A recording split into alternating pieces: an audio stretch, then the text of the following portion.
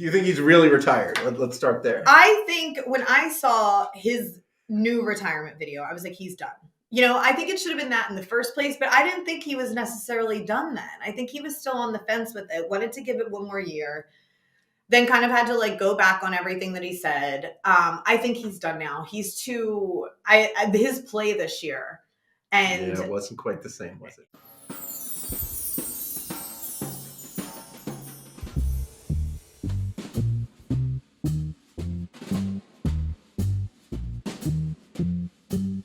What are you doing these days? So right now, I'm kind of in an in-between space doing a lot of, I'm working on a lot of different projects. I'm working with the Friends of the Rail Park as a digital communications strategist. Yeah. Let's get that going. We're totally going to get it going. This park that's supposed to stretch across the city. It's supposed to. And they've got about 75 feet built. 75 feet, yeah. So phase 1 is located in the Chinatown section of Philadelphia. That's completed. We're embarking on phase 2. So a lot of big things planned that I can't say yet, but I'm going to be an integral part of them. So essentially I'm kind of helping them raise awareness and also helping them on the back end, with just logistical planning and again, digital strategy and social media marketing and all that other stuff. Again, all these other skills that I've accumulated, in tandem with my traditional media experience, which I think is a nice balance at this point because it's, you guys know better than anybody that the internet is what it is, right? The internet is what's up. Everybody needs to be on the internet. And if you have a business or any sort of nonprofit or you need to spread awareness, social and, marketing is such an essential part of it. Yeah. Nice. So just talk about the park for a second. Okay. It's going to go west, right? Yeah. So what's the technical There's direction? also north, right? Yeah, so it's going to go west. It ideally cut west towards the art museum. Towards the art museum. So that's right. where phase 2 is. Okay. So, and then it'll extend past that, but expansion of the green space, bike paths, spots for cafes, really utilizing this space that's the old Pennsylvania Railroad that's kind of just sit vacant for all these years. And I think it's going to be huge for the city. I think it's going to be incredible once it's all done. It's modeled off of, I guess, the High Line in New York City, essentially the promenade. The claim I've heard is the opposite. Philadelphia put out the plan for this park. Right. The New York City people came and saw it. Yeah. And Philly was so slow at developing it. Right. That they designed their copy of it, got approval, and built it in the time that we built the first 75 feet of the original design. And that's why I am here, because we would like to get a move on. But, I use that as a comparison because it's the most similar, I guess, structure or park in the United States. But again, the promenade in Paris, it's going to be beautiful. I think it'll change things for Philadelphians. I was telling you guys, it took them 30 years to put that one sidewalk along Delaware Ave and the bike path. And I'm walking it and I'm nice. It's been why? Why did it take that long? But that's why I'm working with the rail park, to try and let people know that there are people and good people doing work in the city to really improve the city experience. And I think that it makes a difference, for the kids in Philadelphia and the adults and families, and it'll just make it a more desirable place to be. I think it's just another thing that we can add to our resume of why Philadelphia is beautiful, not what everybody thinks it is when they see it on the news. Nice. You're back on your podcast, right? Yes. So I'm the co-host of the Lipstick League podcast with Nicole Mahalik, who's a country radio personality on 92.5 XTU in the afternoons. Her and I actually became friends because she was a listener to the Mike Missinelli show. And what's funny is prior to going to country radio, she was Nick the Web Chick on Q102.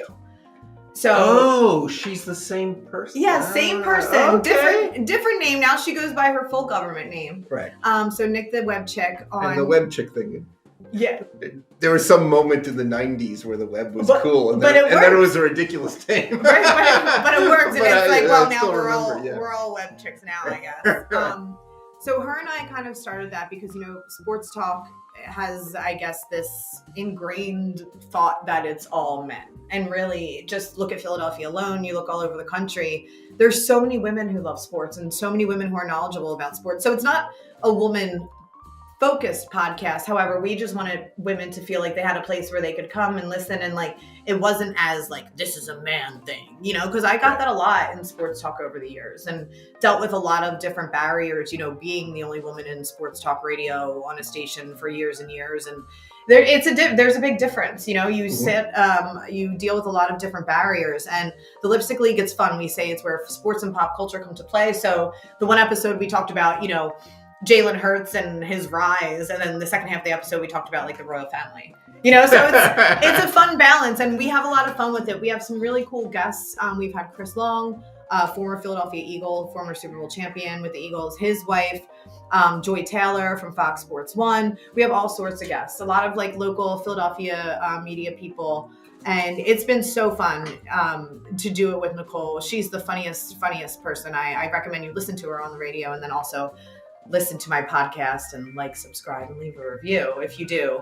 But yeah, it's all different things. It's mostly sports, but then pop culture. We talk a lot about life, astrology, mindfulness, all good stuff. Our mantra is good vibes only. So that's what we're aiming for, and that's what we hope we kind of put out there to the people when they listen to us. We want you to leave the podcast feeling good, not necessarily feeling, you know, riled up or angry, if you will. Yeah, so a lot of people here are agreeing about the male dominance, and Michael Caine here saying that, you know, the Mikey Mish show went downhill when you left. Oh, because it was.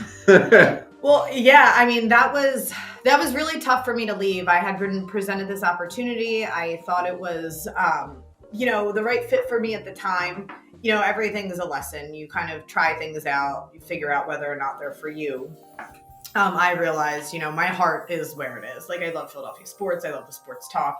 I love the city. Yeah. So I was like, I don't know if this is right for me. But yeah, that was a really, really special time, I think, in my career, doing the Mike Missinelli show, you know, kind of getting my break on there. And then I tell people all the time, we did it through the pandemic, which was essentially 4 hours of live, unscripted. So were you coming into the studio, yeah. Or were you doing things remotely? I was home for 2 months on my couch while the guys were in the studio, because we shared a studio. Tyrone and I were in one booth. Mike was in another booth. So then when the pandemic happened and everybody had to scramble to figure out, how do we do a live radio and television broadcast with 3 people but not have them together? I was home. I was animated for 2 months. It was pretty funny. They had a little avatar. She would just sit there and go like this. And then, yeah, but, you know, sports went away during that time, and we really had to dig deep. We did some really, really difficult shows on a lot of controversial, really humanitarian topics through that summer of 2020 here in Philadelphia, in the middle of, I think, a really tumultuous time, you know, not only in the cities, but definitely in the country. But we were able to squeeze, I guess, blood from a rock, and we did really, really great shows. And I know that we impacted a lot of people, because a lot of people were alone at that time. And we were kind of all they had. Again, 4 hours live, unscripted. We were not scripted. We had an idea of topics, but once we would go in there, we would open the mic, and sometimes the audience would just steer it, you know, and we just had a lot of fun with it. It was a really, really great time. So Stephanie is asking, what do you hope to accomplish with the Lipstick League podcast? Do you ever see yourself moving into a gamed reporter for one of the 4 sports teams? So the podcast, I mean, honestly, it's a passion project. It's a labor of love. I mean, honestly, we created it for the genuine reason of just giving women a platform to listen and feel like they have friends to talk to about sports. And honestly, right now, we're just kind of continuing to build it. We want to just have cool guests, talk about real life issues, maybe, you know, become like our own entity at some point, and kind of just, maybe that's all that I do at some point.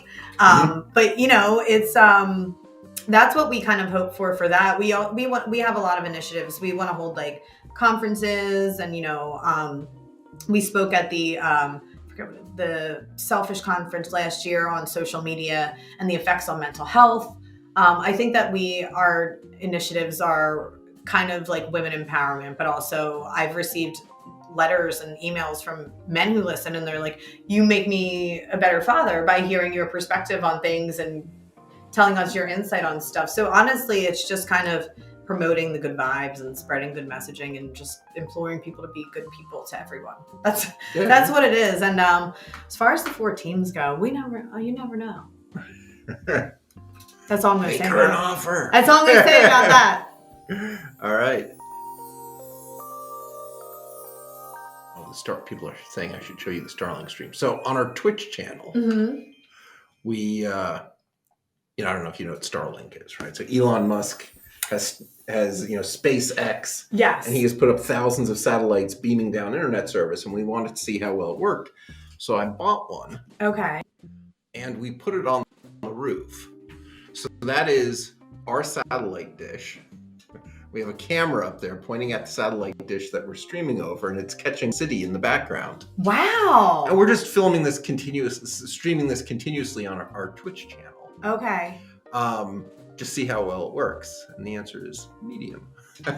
You're kidding me. It comes and goes, right? It's You're kidding sometimes it's great and sometimes it just goes to hell. A Musk endeavor is kind of mediocre. Yeah. I'm not on Twitter or anything, if that's what you're wondering. No, I am on Twitter. Yeah. And so we've been goofing around, and so we've added that if you put in the comments anything like we have all kinds of commands.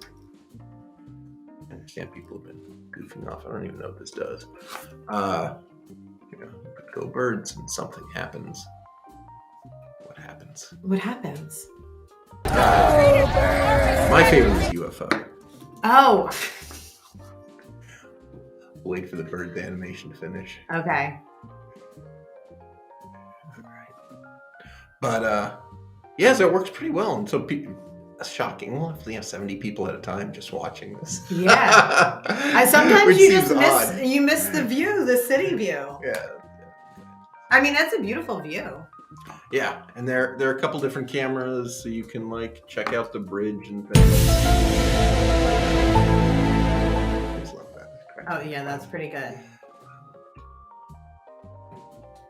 Yeah, we actually have multiple cameras. There's another one pointing the other way to the Ben Franklin Bridge. Oh wow. Yeah, so that's our weather roof live. Weather reports. We could. So if you have any good ideas on what to do with this, yeah. You go stand on the roof. It's raining. Right, so that's our fun things. That's on our Twitch channel. Wow, that's neat. Oh, is that Jalen? What is that? Well, yeah, I don't know what Jalen Hurts. Showing all sorts of stuff about Jalen Hurts. Yeah, so somebody. Yeah, so there are all sorts of commands, and I think if you get on here, it'll show you. So Speedify on the Twitch channel. There you go. So mostly we're just goofing around, trying Starlink, trying our software, try to see how long we can stream without something breaking. Right.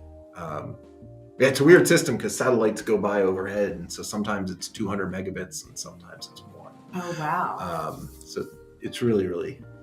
That's fascinating. So I guess the quick answer is if you're in the middle of nowhere and you either can't get internet or all you can get is DSL, then I think the Starlink will seem amazing to you. But if you're somewhere where you could get Verizon Fios, don't touch it. Then that is probably fine. Yeah, I imagine that Starlink is a desperate last case scenario. It's where's the Starlink link, right? Yeah. Is that how you connect to it? You just kind of you put it on the roof and it gives you a Wi-Fi hotspot. That's apparently it works on boats. Oh, wow. He's got a version for airplanes, which is $150,000. Right, but that could change and you bolt it on the outside of your airplane. Wow, that could change the whole air travel game. Yeah. Yeah, instead of paying $20 every time you fly. Hopefully. So that's that, and that's Starlink, and it's kind of fun. All right. We need to do one for a weather balloon now. Yes. Yeah. Weather balloon. So there we go. Do Jalen. Somebody ran the Jalen command there. Can anyone do these commands? Yeah. If you get on Twitch, go look for Speedify. I think somebody dropped a link in there. You can drop all kinds of commands in the comments, and it does all sorts of amusing things. Thanks for watching.